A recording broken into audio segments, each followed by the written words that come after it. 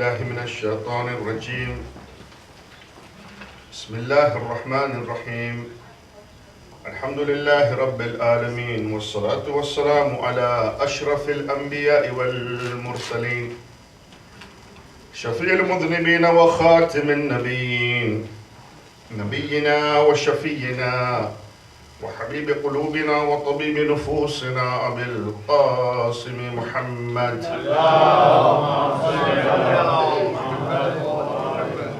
وعلى أهل بيته الطيبين الطاهرين المعصومين المنتجبين. بسم الله الرحمن الرحيم. رب اشرح لي صدري ويسر لي أمري واحلل عقدة من لساني يفقه قولي. اللهم صل على محمد وآل محمد. بسم الله الرحمن الرحيم. فإليك يا رب نسبت وجهي، وإليك يا رب مددت يدي، فبعزتك استجب لدعائي وبلغني منايا، ولا تقطع من فضلك رجائي، واكفني شر الجن والإنس من أعدائي. يا سريع الرضا اغفر لمن لا يملك إلا الدعاء، فإنك فعال لما تشاء. يا من اسمه دواء وذكره شفاء وطاعته غنى، ارحم من رأس ماله الرجاء وسلاؤه البقاء. يا سابغ النعم، يا دافع النقم، يا نور المستوحشين في الظلم، يا عالما لا يعلم، صل على محمد وآل محمد وافعل بي ما أنت أهله. وصلى الله على رسوله والأئمة الميامين من آله وسلم تسليما كثيرا كثيرا.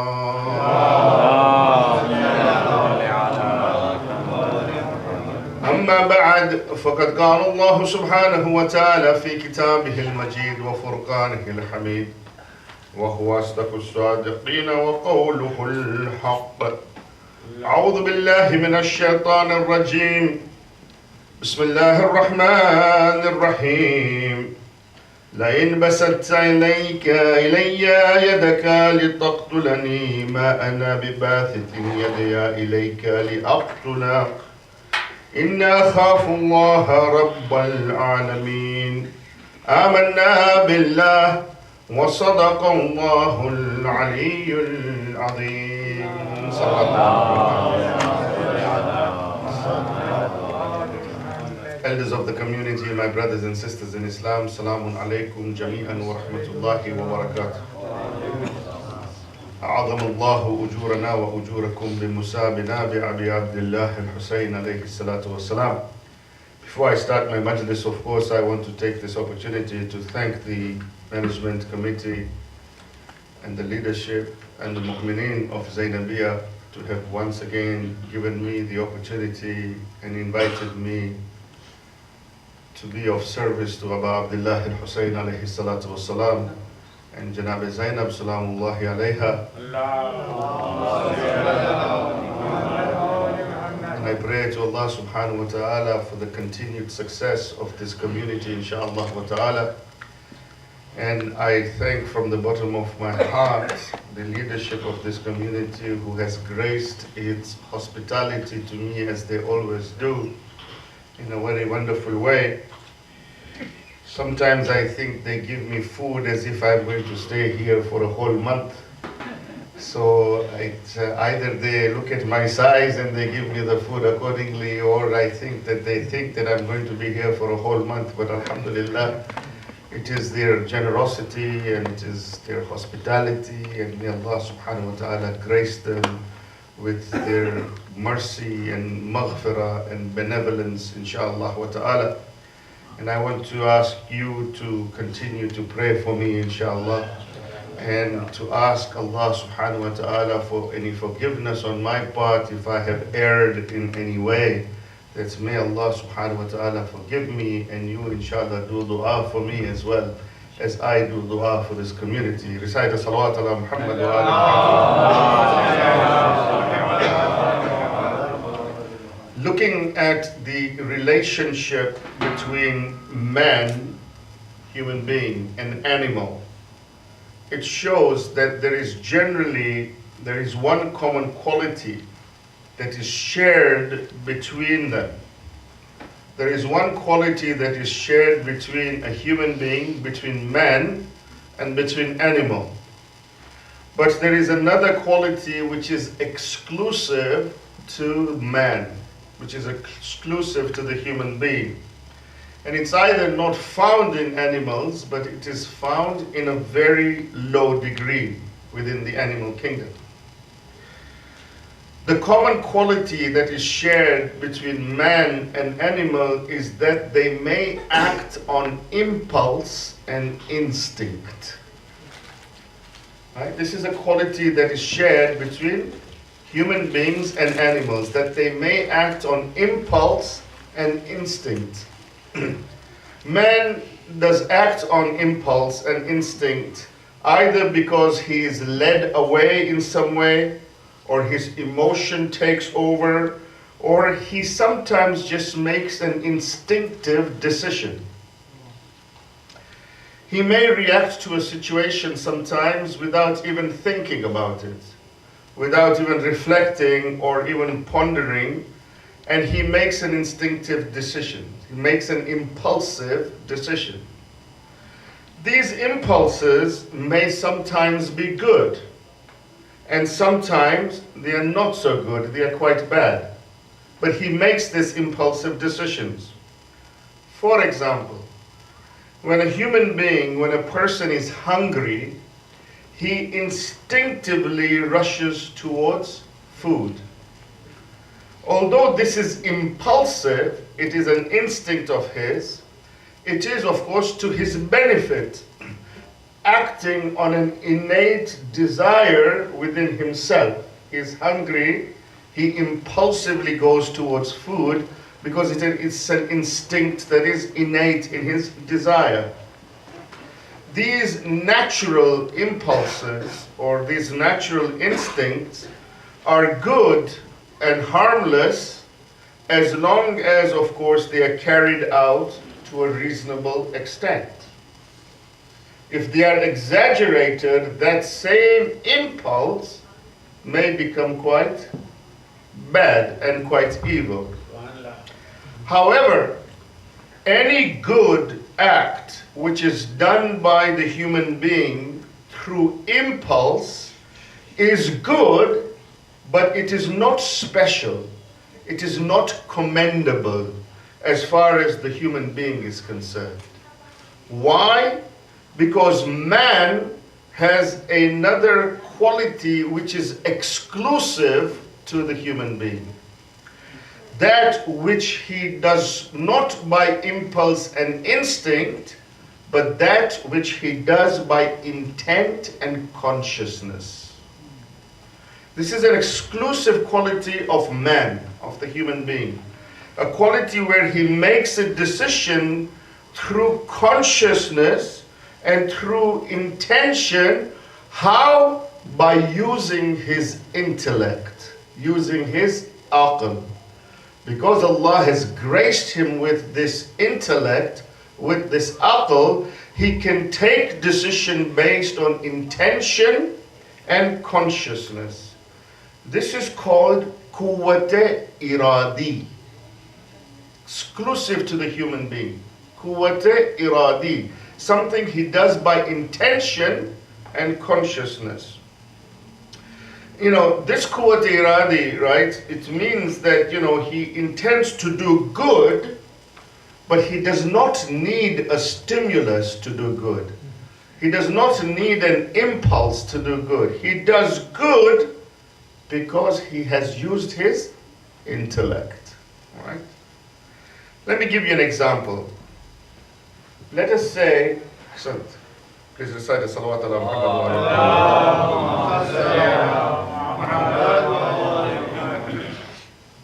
Let us say, for example, and you've seen this many times, right? somebody, comes to the podium here and they make a very passionate speech appealing to you to fundraise, to help give funds for orphans. And they show you images of the young children who are suffering in different parts of the world. And that person makes a very passionate speech. What happens when the person makes a passionate speech is that this speech has an emotional effect on you, right? It's a speech where he shows the pictures and maybe even shows a movie clip of the orphans who are suffering. It has an emotional effect on you. And then you impulsively react by wanting to donate some money towards that fund. This is a good act. It's a very good act. However, this act is as a result of an arousal of your instinct and impulse. Consider now the situation where an individual wakes up in the morning. He has no impulse. He has no stimulus. Nobody has given him anything to make an emotional effect on him. He just wakes up in the morning without any external influence. He makes an intention that today I would like to help a poor orphan. That act is very different from the first act. Why? Because here there has been no influence. Nobody has aroused his emotional reaction. Yet he has made a decision that is based on intention and consciousness through his intellect. Right? This quality is exclusive to the human being. It is not found in animals. This actually is the definition and the beginning of morality. This is the beginning of akhlaqiyat. The beginning of morality is when you make a decision a good decision, based on your intellect, based on instinct, based on consciousness and intention. For example, if you abuse me, and this happens a lot, right?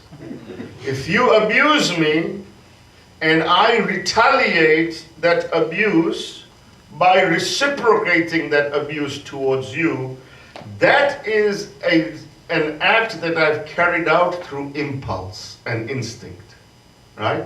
You abuse me and I impulsively abuse you back. आपने मुझे गाली दी, मैंने आपको गाली दी. आपने मुझे थप्पड़ मारा, मैंने आपको थप्पड़. Right? It is an impulsive act that you carry out.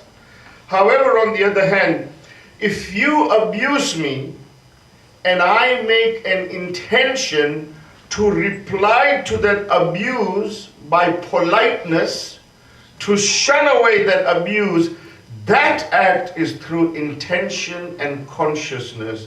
And it's a very different act. Are you with me? Yes. It's heavy, I know. I know it's heavy. But you'll see where I'm coming to.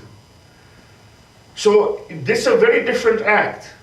Now you can see the first example of this in the Holy Quran. In the Holy Quran, the Quran gives the example, of course, of the story of Habil and Qabil, right? Habil says to Qabil that even if you extend your hand to kill me, I will not extend my hand to kill you. Quran. لئن بسطت إلي يدك لتقتلني ما أنا بباسط يدي إليك لأقتلك. Look at what the Quran is saying, right? إنا أخاف الله رب العالمين. Look at the difference here. Habil is saying that if you stretch out your hand against me to kill me, it is not for me to stretch out my hand against you to kill you, because I fear Allah subhanahu wa ta'ala. Here, the difference is that the human being does not react if he intends to, and this is really the definition of morality. And this is why in Dua Maqarim al-Akhlaq, Imam Sajjad salawatullahi wa salamu alayhi, he says, "O Allah, make my intentions to be the best of intentions and change my actions into the best of actions." It's a very deep conversation that Imam is having in this dua. He says, "Oh Allah, with your grace, make my intention complete and sincere." The truth is that if intentions are made pure, then characteristics will form in a very pure way. This is the beginning of morality, right? The source of all evil and wickedness is nothing but insincere and impure intentions. There is therefore a very deep relationship between morality and faith, right? We talked about this a little bit yesterday, and I wanted to expand on it, a little bit more today. Immoral attitude, right? If you have immoral attitudes, if you have bad ethics within yourself, that will actually stop us from believing and accepting facts and realities. Now you have to think about this, right? What happens is that, if, for example, if you think about what happened in Karbala, think about this. 50 years, only 50 years since the Prophet passed away until the events of Karbala. It's a very short time. In 50 years, people changed so much that they were ready to kill the grandson of the Holy Prophet. Wow. Ayatollah Jawadi Amuli, he talks about the fact that there are different types of people who, when the truth is presented to them, they will not accept the truth. And he actually categorizes it in different, in different groups. There is a group where when the truth is presented to them, they close their ears. They don't want to listen to it. And sometimes we are like that, right? If I was to tell you that I'm going to give a pure lecture on fiqh and the rules and regulations and laws, there would be nobody here. Because sometimes we don't want to hear it, right? You don't want to hear what is haram and what is halal, because we think to ourselves that if we don't know, then we are okay. See, we're trying to fool Allah subhanahu wa ta'ala. Really. We're playing a game, right? And you think that Allah subhanahu wa ta'ala doesn't know this, right? You think that, if I don't know about this, then on the day of judgment, I'll say to Allah subhanahu wa ta'ala, मुझे नहीं पता था, मैंने इसके बारे में सुना ही नहीं था. How can you punish me when I didn't know about it? This is one group, Ayatollah Jawadi Amuli says. The other group is a group where the truth is presented to them and they hear the truth. And when they hear the truth, they accept the truth. They understand the truth. They don't accept it, but they hear it and they understand the truth, yet they reject it. It's the second group. Then there is a third group that when you present the truth to them, they hear the truth. They understand the truth. They don't only now reject the truth, but they fight against it. And you see all of these three groups in the fields of Karbala. In the army of Umar ibn Sa'ad, you had all these three groups.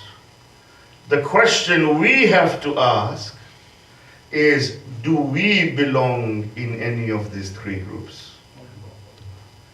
Because Ayatollah Jawadi Amuli says that when you hear the truth, you understand the truth, but then not only do you reject it, but you fight against it. The reason for that is that your moral character is deficient. You have not developed that morality and ethics within yourself that even when you hear the truth and understand the truth, you still reject it. Because you don't want to forsake your attachment to this dunya. You don't want to let go of the adornment of this dunya, so you end up rejecting it. And this is what happens in Karbala. On the night of Ashura, Umar ibn Sa'ad and Abu Abdullah al-Hussein have a one-on-one meeting.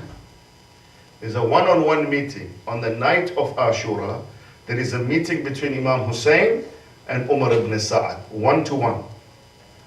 And Imam Hussein alayhi salam says to Umar ibn Sa'ad, that, do you know who I am? And Umar ibn Sa'ad was not an ordinary man. He was the faqih of that time. People used to go to him to ask about Islamic laws. Umar ibn Sa'ad. Not an ordinary man. And Umar ibn Sa'ad's reply to Imam Hussein alayhi salam is, of course I know who you are. You are the grandson of the Holy Prophet. You are the son of Fatima al-Zahra. You are this, you are the person that the Holy Prophet used to put on his lap and kiss on your forehead. You are the person that he took in Mubahala. He knew everything. Then Abu Abdullah al-Hussein says, then why are you ready to kill me? And his moral deficiency was such that he says to Imam Hussein that I have been promised the land of Rai. I have been promised, which is a part of Tehran, southern Tehran, right? I have been promised in return property, power, position. These are the three P's, right? Property, power, and position. He says, that's what I have been promised. And Abu Abdullah al-Hussein says to him, that I will give you more than that. Don't fight.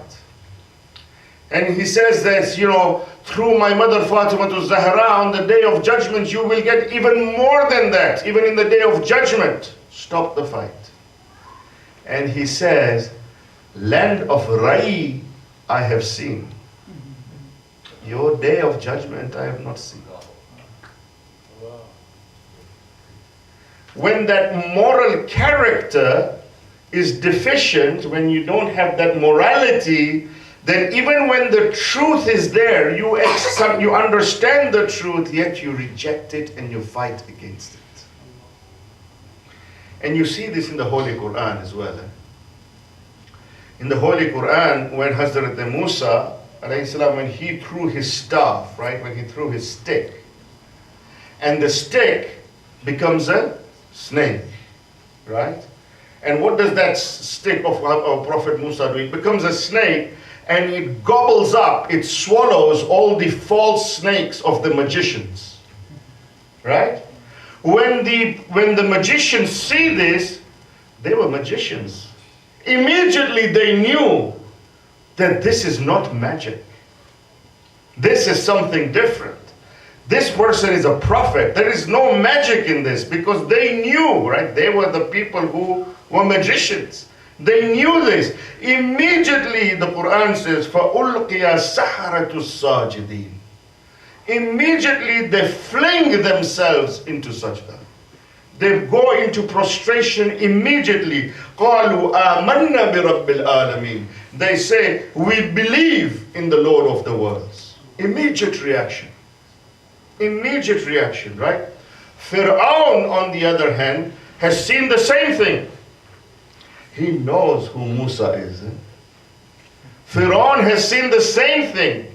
And what does he say? He threatens them. He says, if you do this, I will cut off your hands and your legs from opposite sides. I will cut your right hand and your left leg. And then I will crucify you. He threatens them.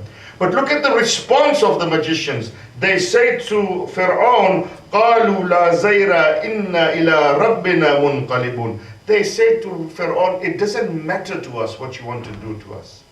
It does not matter. We are not afraid of you anymore. We shall return to our Lord. The magicians, the relationship between morality and faith is intertwined in Pharaoh. He is unable to forsake his attachments to this world. He is unable to let go of his attachments of this world. Why? Because he has a deficient character.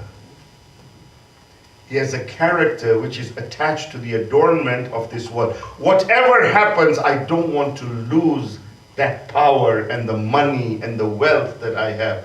On the other hand, you look at the magicians, even though they were magicians, they had some level of morality inside of them. That when they see the truth, they accept the truth and decide to act on the truth. It's different. And this, my friends, is exactly what the fourth Imam witnessed. The Imam Shahzada alayhi salam, after 50 years of the demise of the Holy Prophet, the Muslims had become so immoral in their character that they were unable to even see the truth. And Ayatollah Jawadi Amuri says that that's the worst group, where even when the truth is in front of you, you're not even able to see the truth. This is what happens to the Kufians, right? Who left Hazrat Muslim, right? And they were ready, these people were ready to kill the grandson of the Holy Prophet. And that is why the fourth Imam develops a major revolution. A revolution based on morality and ethics, right? Karbala provides the sacrifice. Now it was time for Imam Sajjad to inculcate the moral and ethical revolution so that people could see the truth, understand the truth, and act upon the truth. Because he saw that in 50 years, these people were ready to kill the grandson of the Holy Prophet because they were deficient in their morality. And so he starts to develop a revolution of morality. The way he does that is he produces two major pieces of work. The first major piece of work that he produces, of course, is the Sahifa Sajjadiyah. So he starts to do du'as. And in his du'as, he starts to develop an outline in a framework of morality and ethics. That's why you have Makarimul Akhlaq. Every dua that you see in Sahifa, you will see there are gems of morality and ethics in every dua of the fourth Imam. In Sahifa Sajjadiyah. But then he also creates another book. Outside of Sahifa Sajjadiyah, we sometimes don't talk about this book as much. But there is another book written by Imam Sajjad alayhi salam, which is called Risalatul Huquq. The rights, the treatise of rights. In it, he describes the rights of everything against everything else. The rights of your eyes, the rights of your tongue, the rights of your ears, the rights of your hands, the rights of your feet, the rights of your mother on the son, the rights of the father, the rights of the son, the rights of the daughter, the rights of Muslims on Muslims, the rights of non-Muslims on Muslims, and the rights of non-Muslims on non-Muslims. Risalatul Huquq. Every right is identified. It is a masterpiece of morality and ethics. on how you should live your life. How you should live your life. You know, Sheikh Abbas Qumi in Nafasul Mahmoom, you know, he writes about the events of Karbala in Nafasul Mahmoom. Sheikh Abbas Qumi is the same person who wrote Mifatihul Jinan, right? This is the book of du'as that we use all the time. So he wrote Nafasul Mahmoom, and Nafasul Mahmoom is one of the authentic accounts and maqtals of Karbala. In it he writes, then when it dawned, Ibn Ziyad called for the head of Imam Hussein. This is after the events of Karbala. He says, when it dawned, Ibn Ziyad called for the head of Imam Hussein and ordered it to be paraded in the streets of Kufa. Amongst all the tribes, amongst all the clans of Kufa, he ordered for the head of Imam Hussein to be paraded in Kufa, Ibn Ziyad. Zayd bin Arqam says that I was on the terrace of my house. I was on the terrace of my house when the head of Aba Abdullah al-Hussein passed by me upon a lance, upon a spear, upon a neza. Zayd bin Arqam says. And he says that when it came close to me, I heard the head of Imam Hussein alayhi salam recite Suratul Kahf. Now, the question is, this is an authentic maqtal. There is no question about this. Zayd bin Arqam says that it passed by me when I was on my terrace and I heard the head of Hussein recite Suratul Kahf. Now tell me one thing. This is pretty amazing stuff. Do you not agree? Like, this is a big karama. The head of Imam Hussein reciting Suratul Kahf is not ordinary, right? It's something that is quite amazing. It is a big karama, you know, that happened. The question is, so why did the people not change? If they had heard the head of Imam Hussein reciting Surah Al-Kahf, it would have been amazing. They should have changed immediately. Why was there not a reaction? There are two reasons for it, right? Either the head of Imam Hussein was reciting Surah Al-Kahf and nobody was able to hear it, except for a few. Why? Because their moral character was so deficient that they had not raised their spirituality to a level where they could hear the head of Aba Abdullah recite Surah Kahf. Only a few people who had reached that level of spirituality were able to hear the head of Hussein recite Surah Kahf. Or the people heard the head of Imam Hussein recite Surah Al-Kahf, but even though that truth was in front of them, they heard it, they understood it, but they rejected it. Why did they reject it? Because they were not able to forsake their own attachments to this dunya. When you have a character that is morally deficient, then the truth sometimes, even if it gets presented to you, you will not hear it. And even if you hear it, you will reject it. Not only will you reject it, but you will fight against it. Sometimes we actually do the same thing. And I said this in one of my majlises yesterday. You know, how many more lectures do we want? How many more majlises do you want to hear? How many more Laylatul Qadr do you want? How many more? Right? How many more youth sessions? Why is there no effect? Why is there no effect? Why does the community not change? Why is the leadership always saying we have to do something? We have to do something. Why?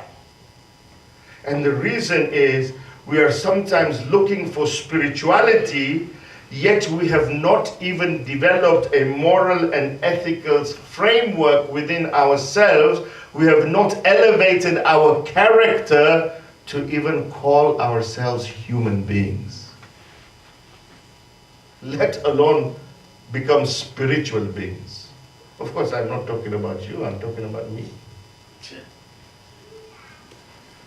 You know, Imam Sajjad, salawatullahi wa salamu alayhi, he did not only express the importance of morality and ethics in his Sahifa and Risalatul Huquq, he demonstrated it even by action, right? माल को गसब करना, right? हम कभी भी ख्याल नहीं करते. हमारी grid इस हद तक पहुंच गई है कि कोई भी तरीके से हम चाहते हैं कि हम दुनियावी आराम को हासिल करें. बस कोई भी तरीके से फ्रॉड करना, चोरी करना, गस्बी माल को लेना. लेकिन देख हमारा चौथा इमाम क्या कहते हैं.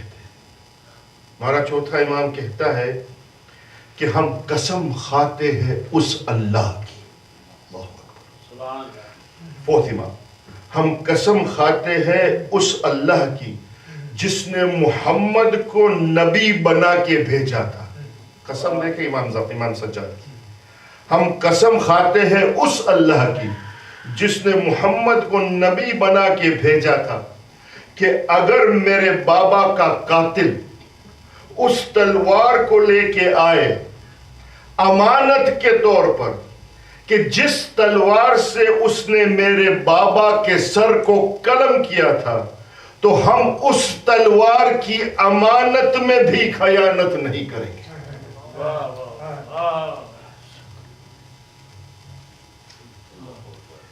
Look at the statement of this is makarimul akhlaq, right?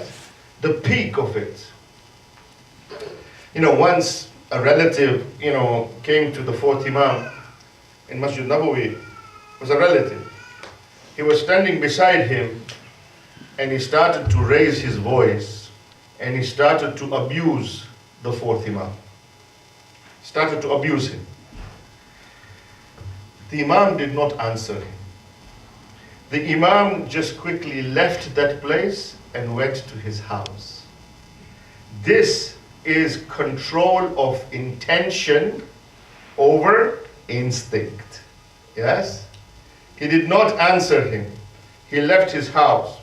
After he came to his house, the companions followed the imam. And said to the imam, did you hear what he said? That man, what he said about you. In Gujarati we call it bakas barna. What do you call bakas barna in Urdu? I don't know. Lighting a fire, right? So he said, and the imam says to him that, do you want to hear my response to that man? And they said, yes, Ya Ibn Rasulullah, we want to hear your response. He said, come, let's go. Let's go to his house. So they came with Imam. They went to the house of this man who was a relative of the Imam. So they went to his house and Imam a.s. was reciting Quran as he was going to his house. When they reached there, Imam knocked on the door and the servant opened the door. And Imam says to him that, tell your master that Ali ibn al-Husayn has come. So he went inside and he told this man that Ali ibn al-Husayn is outside waiting for you. Now this man was ready for a fight. He was ready to fight. So he came out guns blazing. He was ready for a fight, right? So he comes out and he looks at the Imam, and Imam says to him, my brother, Allahu Akbar. Very calmly, he says, my brother, a few minutes ago, you were standing beside me in the mosque, and you said such and such a thing about me. And the man said, yes, I did. And he said that if what you said is true about me, then wallahi, I ask Allah for forgiveness. But then he said to him, if what you said about me is not true and it is lies, then I ask Allah subhanahu wa ta'ala to forgive you. When this man heard this, he fell on the ground, fell on the feet of Imam Sajjad.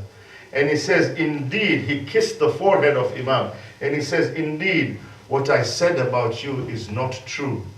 It is probably me who is more deserving of what I said than you are. Instinct being controlled by intellect. Right? This is where akhlaqiyat starts. You know, it's very interesting if you look at the life of the fourth Imam, how he used to go into the, you know, when the caravans used to go for Hajj, he used to join the caravans that didn't know him, so that he could serve the Hujjaj. And he entered once and he went to this caravan that didn't know who he was. And a man joined the caravan later as it was going from Medina to Makkah. A man joined later. And the man who joined later this caravan, he saw this man who was working, and Imam had a cloak on his head, and he was working, helping, serving the Hujjaj. And he saw him and he recognized the Imam. So he went to the leaders of the caravan. And he went to the leaders and he said, like, are you guys crazy? Do you know who that man is? And the leaders say, yeah, he's a very nice man. He's a very pious man. We don't know who he is. He joined our caravan, but he's been so helpful. He's helping all the Hujjaj. Alhamdulillah, he's such a nice man. And then this man says to them, that is Ali ibn al-Hussein.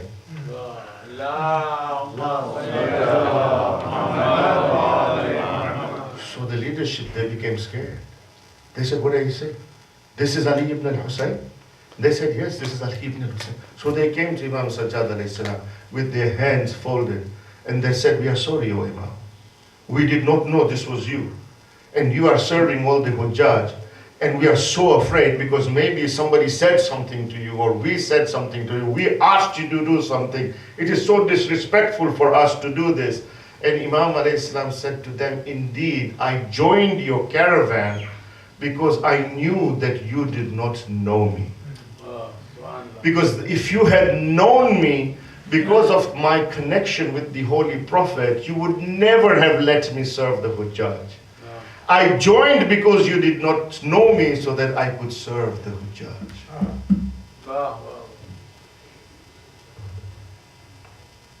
Today, you know, if we want to serve the community, first you have to advertise. Huh? I did this. I did this. I did this. This is not the way. This is not the way of Imam Sajjad. Right? You know, once the Holy Prophet asked Amirul Mu'mineen, Ali ibn Abi Talib,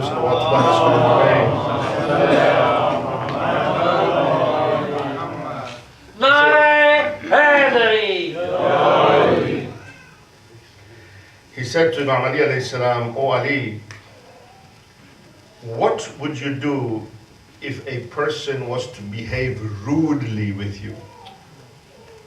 The Holy Prophet is asking Amirul Mu'mineen. It's not an ordinary thing. The two giants, you know, of Islam, they are sitting together. And the Prophet is saying, you know, to Amirul Mu'mineen, O Ali, what would you do if a person came to you and behaved rudely with you? And Imam Ali alayhi salam said, O Ya Rasulullah, I would act kindly towards him. And the Holy Prophet said to him that, what if that person continues to behave rudely towards you? And Imam Ali alayhi salam said to the Holy Prophet, I would continue to behave kindly towards him. Then the Holy Prophet says to him that no, but what if that person now gets to a stage when he starts to insult you and he abuses you even more? What would you do then, O Ali? At that time, Amir al-Mu'mineen said, Ya Rasulullah, may my father and my mother be sacrificed for you.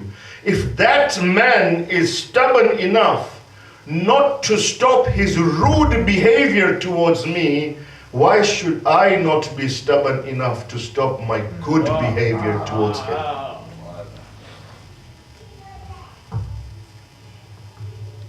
You know, this is quwwate iradi.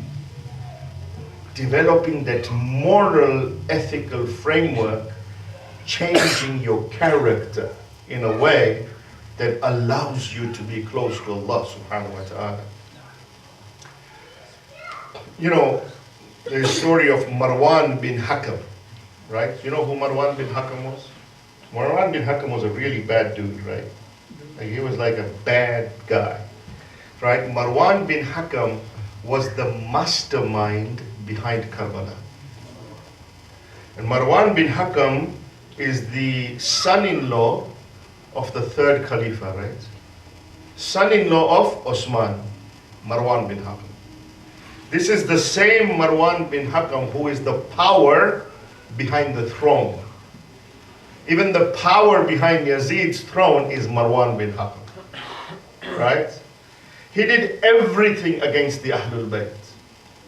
This is the same guy, if you know, you may hear in Masaib, especially in Muharram, that, this is the same guy when Imam Hussein alayhi salam in Medina was called by Walid. When when Muawiyah died, Walid called Imam Hussein alayhi salam. You remember, and then Imam Hussein alayhi salam goes with Abu Fadl Abbas and Ali ibn al-Akbar to Walid's palace in Medina. And Walid says to Imam Hussein that Muawiyah has died and now I have a letter from Yazid, who has now been appointed as the next Khalifa, and I've called you because he wants to ask you to do his bayat, right? To swear allegiance to Yazid. And Imam Hussein alayhi salam's reply was that don't ask me in private. Ask me in public tomorrow in Masjid al-Nabawi and I will give you my response. And Walid says to Imam Hussein, okay, no problem. It's a good idea. Marwan bin Hakam was sitting there, this Marwan. And he says to Walid, oh Walid, either get the bayat of Hussein today, right now, or behead him right now, because you will not get another chance. That's Marwan bin Hakam. The son-in-law of the third Khalifa, right? Power behind Banu Umayyah. One of the most nastiest people who perpetrated the whole event of Karbala, masterminded it. However, 1 year after the events of Karbala, when the Qafilah had come back to Medina, and they went, when they came back to Medina and they told them what happened, they told the people of Medina what had happened, and how the Ahlul Bayt was slaughtered in Karbala, and how the women folk were then taken as prisoner. 1 year after the events of Karbala, the people of Medina were shaken by this. They sent a mission to investigate Yazid and his oppression in Sham. And this mission went to Sham. It was a mission that was sponsored by the people of Medina. They went to Sham to investigate who Yazid was. And they actually created a report. And in that report they said, forget about Yazid being a Khalifa. What we have seen about Yazid, we are doubtful if he is even a Muslim. It's the report of the mission that went a year after the events of Karbala. So what happened is when this report was presented to the people of Medina, it created an uprising in Medina. it created an uprising in Medina against the Banu Umayyah. And the leader of Banu Umayyah in Medina was Marwan bin Hakam, this guy. And so there was an uprising against Banu Umayyah. And because there was an uprising against Banu Umayyah, Marwan had to flee Medina. He had to escape from Medina because he knew that his life and the life of his family was in danger. So he had to flee Medina. And what he did was, you see, because in order for you to escape from Medina, when a situation where everybody is after your blood, he was not able to take his family, his wife and his children with him. Because a person cannot escape if the ladies and the children are with you. It's much more difficult. He wanted to go on his own to go and flee and escape to Sham. But he had to have his wife. His wife is who? The daughter of the third Khalifa. The daughter of Osman.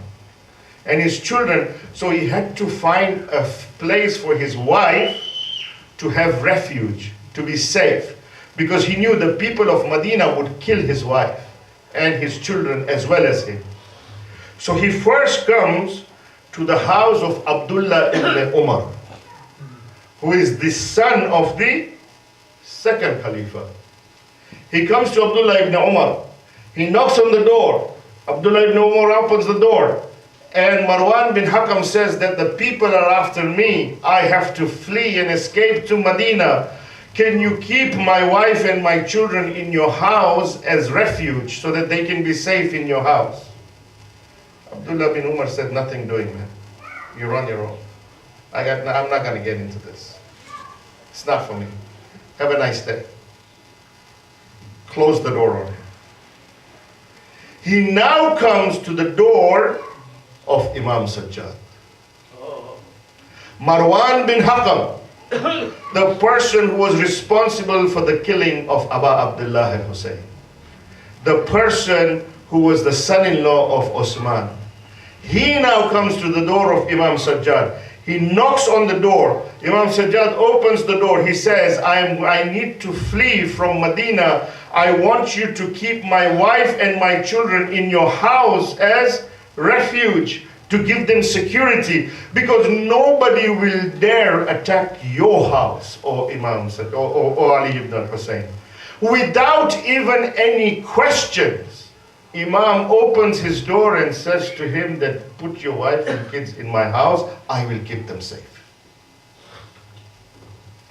This was an akhlaqi slap on the face of Marwan. When the situation is appropriate, Imam responds even to those people who were the killers who were behind the killing of his whole family in Karbala, yet his akhlaq is never shaken.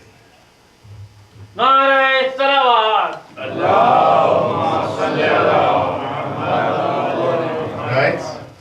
Gale milo, tab durud parke, hasad ki diwar tod dalo. Dilon mein bugz o hasad raha, to Hussain ka gham kahan rahega. Right? लबों पे गीबत, दिलों में नफरत, फरेबी आंखें, मकान गस्बी, बुला रहे हो जिसको बताओ वो आ गया तो कहाँ रहेगा. This is the message, my friends. The message is for us to develop a moral and ethical character. It is not enough for us just to cry on Imam Hussein. It is not enough. We have to follow the example of the Imam. We have to follow his way. You know, once Imam Muhammad al-Baqir sallallahu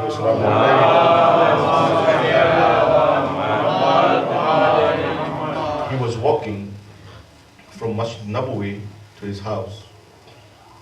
And there was a companion who was walking behind Imam. A man was walking behind Imam. And he was singing the praise of the Imam. He was singing the praises of Imam, the fazail of Imam. He was saying, Imam is walking, he's behind him. And he's saying to the Imam, you are this, you are the mercy, you are this, you are so good, you are singing praise, doing the fazail of Imam. Imam does not even look behind. He's just walking. Until Imam comes to his house. And then this man says to the Imam, he says, oh Imam, the whole way from the masjid until your house, I have been singing your praise and I have been saying how great you are. You have not even acknowledged me. Even once you did not turn around and acknowledge me. At this point, Imam turns around and says that if you think I am so great and you have been singing my praise so much, why don't you follow me? Why don't you follow my ways? When you follow my ways, then come and talk to me and I will acknowledge you. We have to reflect, my friends. Muharram almost coming to an end. Arba'in just round the corner.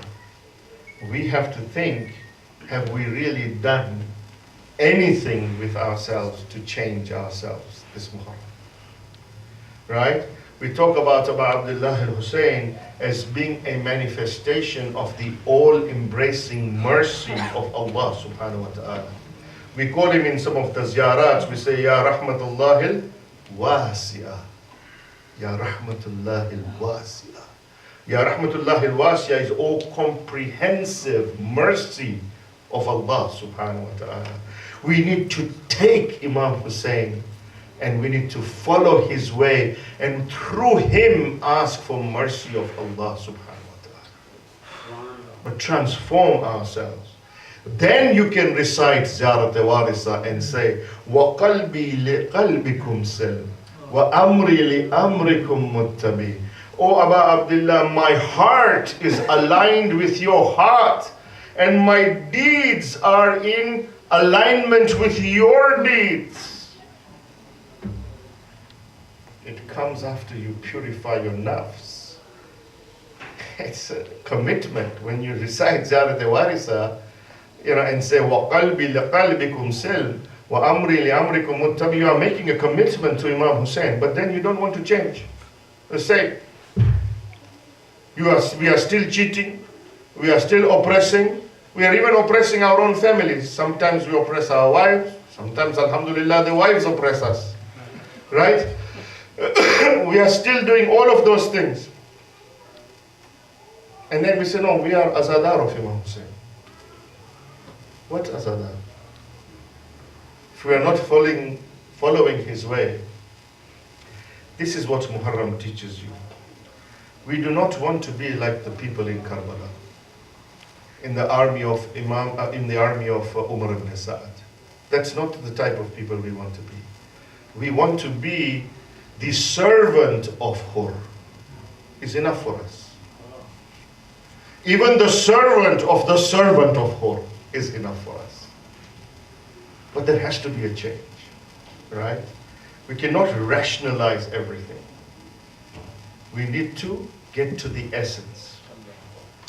Because this fourth Imam, he cries and he cries over the tragedy of Karbala for 35 years publicly. He cries for 35 years. Whenever he would break his fast and he would see water, he would cry profusely. He would cry and he would remember his father and his family and how they were slain on the fields of Karbala without having any water. When he would walk in the bazaar and somebody would be slaughtering an animal, he would ask that person, have you given the animal water? And the person would say to him, Ya ibn Rasulullah, how can we slaughter an animal without giving them some water? This is one of the ahkam of doing zabiha. At that time, Imam would say that Imam would say, you are giving this animal water, yet do you know that on the fields of Karbala, my children, my father, and all the children who were with me, they were without water for 3 days. And he would say to them that, do you know that my father went with his 6-month-old baby, Aliyun al-Asghar, and when he went to the fields of Karbala with his 6-month-old baby asking for water, do you know what they did? Hurmala took an arrow and he pierced that arrow into the neck of my brother Aliyun al-Asghar. Once after the events of Karbala, there was a man, a traveler who came, and he stood in the streets of Medina and he was crying and he was saying, Anna al-Gharib, Anna al-Faqir. When he said that, Imam alayhi salam came to this man and he said to this man, oh man, tell me, if you were to die in this place, are you worried as to who will bury you? And that man said, no, I will not be worried who will bury me, because this place is of Muslim. If I die, I know that somebody will come and give me ghusl and give me kafan, and then they will bury me. At that point, Imam says to this man, he says, oh man, but my father was killed in the fields of Karbala without any water. And at that time, he says, they did not only give him any water, they tore his clothes away. He was not given ghusl or kafan. And for 3 days they left the body of my father on the burning hot sands of Karbala. Azadaran Hussain, jab ye loota hua kafila Kufa se Sham ja raha tha, to ek jagah pe Imam Hussain alayhi salam ka sar aage nahi बढ़ रहा. इमाम का sir आगे नहीं बढ़ रहा था. उमर इब्न साद ने शिमर को कहा कि जाके पता चलो कि हुसैन का सर आगे क्यों नहीं बढ़ रहा है. ये शिमर, ये मलऊन आता है. एक मर्तबा इमाम सज्जाद के पास आता है, ताजियाने को निकाला और इमाम की पुष्ट पे कोहे मारने लगा और कहा, सज्जाद, अली इब्न हुसैन, तुम्हारे बाबा का सर आगे नहीं जा रहा है. इमाम सज्जाद ने एक मर्तबा अबा अब्दुल्लाह के सर की तरफ देखा. बेटे और बाप के दरमियान कुछ बातें हुई. इमाम सज्जाद ने बाबा के सर से पूछा, बाबा आपका सर आगे क्यों नहीं बढ़ रहा है? इमाम हुसैन के सर से आवाज आई, कहते हैं, बेटा सज्जाद, काफिला में मुझे सकीना नजर नहीं आ, काफिला में मुझे सकीना नजर नहीं आ रही. इमाम सज्जाद ने शिमर से कहा कि ये जब तक सकीना नहीं मिलेगी, मेरे बाबा का सर आगे नहीं जाएगा. अब शिमर ने इमाम सज्जाद से कहा, अली इब्न हुसैन, जाओ सकीना को ढूंढ के लाओ. एक मर्तबा इमाम सज्जाद निकले. इमाम सज्जाद आगे बढ़े, देखा कि एक जगह है, वहां सकीना गिर गई है. सकीना ऊंट से गिर गई थी और सकीना ऊंट से गिर के जमीन पे थी. लेकिन फिर इमाम ने देखा कि एक पर्दा पोस्ट बीबी है जिसकी आगोश में सकीना है. इमाम आते हैं और इमाम आते हैं उस बीबी के पास और इमाम ने उस बीबी से कहा कि आपका बहुत बड़ा एहसान है कि आपने मेरी बहन सकीना का ख्याल रखा. बस ये कहना था. उस बीबी ने एक मर्तबा अपने नकाब को हटाया, कहा, बेटा सज्जाद, पहचाना नहीं, मैं फातिमा जहरा हूँ, मैं तुम्हारी माँ फातिमा हूँ. शुक्रिया तो मुझे अदा करना चाहिए कि मुझे मौका मिला कि मैं मेरी बच्ची सकीना का ख्याल रख सकूं. जनाब फातिमा ने ने कहा बेटा सज्जाद मैं हर वक्त अबा अब्दुल्ला के साथ थी। जब अबा अब्दुल्ला ने कासिम के लाश को, कासिम के पामाल लाश को जब खींच घसीट के वापस ख़ैमेगाह में लाया तब फातिमा साथ थी। जब अली अकबर के सीने से बर्ची को निकाला तब फातिमा ज़हरा साथ थी। जब अब्बास के दोनों बाजू को इकट्ठा किया फातिमा ज़हरा साथ थी। और बेटा सज्जाद उस वक्त भी मैं फातिमा ज़हरा में इमाम अब्दुल्ला के साथ थी। जब शिम्र मेरे बेटे के गर्दन पे खंजर चल वसियालमुल्लज़ीन ज़लमू अय्यामिन मुक़ल्लिबून Inna lillahi wa inna ilayhi raji'un.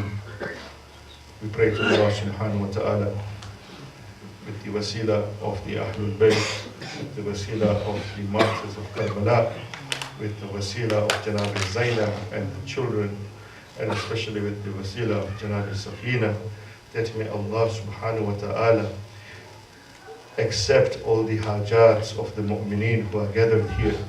May Allah subhanahu wa ta'ala relieve the mu'mineen with any difficulty that they may have. With the wasila of Dimar of Karbala, with the wasila of Imam Sajjad, there are many people in this community and in other communities who may have families and other things who are suffering from illnesses, who are maybe going for major procedures in the hospitals, who are having some surgeries or any kind of illness. Oh Allah, with the wasila of this Imam, relieve them of their difficulties and give them a full and quick recovery, inshallah. We ask you, Allah subhanahu wa ta'ala, that on these days of Arba'in, as we commemorate the journey of the caravan of Imam Hussein, that with the wasila of these people who are in the caravan of Imam Hussein, relieve the difficulties of all the mu'mineen who are in all the different parts of the world, whether they are suffering in Pakistan, whether they are suffering Muslims in Rohingya, whether they are people in Iraq, in Syria, in different places who are suffering for whatever reason.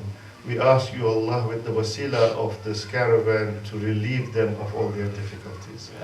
We ask you, Allah, if there are people in this community who have problems with their jobs, who have problems with their work, who have problems with their families, who have problems with their children, to relieve them of the problems that they are facing with all of these things and give them a successful life in this world and the hereafter.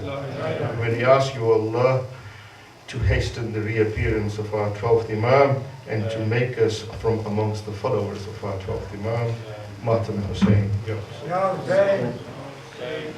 Ya Hussein. Ya Hussein. Ya Hussein.